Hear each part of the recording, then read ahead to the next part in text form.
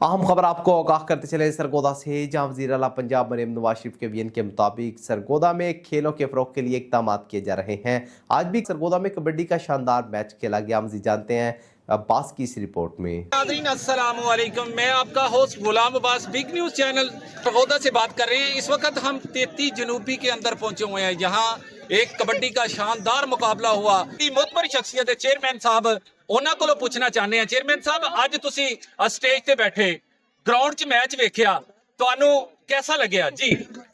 ਜੀ ਬਹੁਤ ਅੱਛਾ ਲੱਗਾ ਜੀ। ਇਸ ਤਰ੍ਹਾਂ ਦੀਆਂ ਸਰਗਰਮੀਆਂ ਹੁੰਦੀਆਂ ਰਹਿਣੀਆਂ ਚਾਹੀਦੀਆਂ ਨੇ ਪਿੰਡਾਂ ਦੇ ਵਿੱਚ, ਇਲਾਕੇ ਦੇ ਵਿੱਚ, ਤਾਂ ਕਿ ਲੋਕ ਇੰਜੋਏ ਕਰਨ ਔਰ ਫਿਰ ਨੌਜਵਾਨ ਨਸਲ ਜਿਹੜੀ ਹੈ ਉਹ ਬੁਰਾਈਆਂ ਤੋਂ ਬਚਦੀ ਹੈ ਔਰ ਇਸ ਤਰ੍ਹਾਂ ਆਉਂਦੀ ਹੈ, ਆਪਣੀ ਤਿਆਰੀ ਕਰਦੀ ਹੈ, ਖੇਡ ਦੀ ਤਿਆਰੀ ਕਰਦੀ ਹੈ ਜੀ ਜੀ। ਔਰ ਐਸੀ ਗੇਮ ਹੈ ਕਿ ਇਹਦੇ ਵਿੱਚ ਬੱਚਿਆਂ ਨੂੰ ਮਿਹਨਤ ਬਹੁਤ ਕਰਨੀ ਪੈਂਦੀ ਹੈ। ਜੀ ਜੀ। ਕੌਮੀ ਗੇਮ ਹੈ ਔਰ ਕੌਮੀ ਗੇਮ ਹੈ ਸਾਡੀ ਪੰਜਾਬ ਦੀ ਗੇਮ ਹੈ ਜੀ ਤੇ ਪੰਜਾਬੀ ਲੋਕਾਂ ਦੀ ਗੇਮ ਹੈ।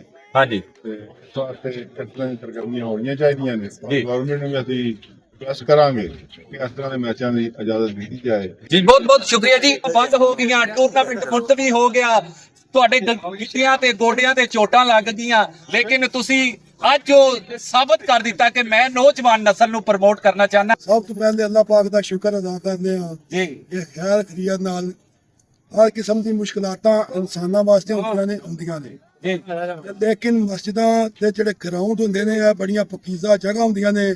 ਇਹਦੇ ਵਿੱਚ ਜਿਹੜੇ ਬੰਦੇ ਸ਼ੈਤਾਨਬਾਜ਼ੀ ਕਰਦੇ ਨੇ ਹਕੀਕਤ 'ਚ ਬਹੁਤ ਗਲਤ ਆਦਮੀ ਹੁੰਦੇ ਨੇ। ਇਹਦੇ ਸਭ ਤੋਂ ਪਹਿਲੇ ਮੈਂ ਸ਼ੁਕਰਗੁਜ਼ਾਰ ਹਾਂ ਸਾਡੇ ਸਰਗੋਦੇ ਦੇ ਡੀਸੀ ਸਾਹਿਬ, ਉਹਨਾਂ ਸਾਨੂੰ ਇਜਾਜ਼ਤ ਦਿੱਤੀ।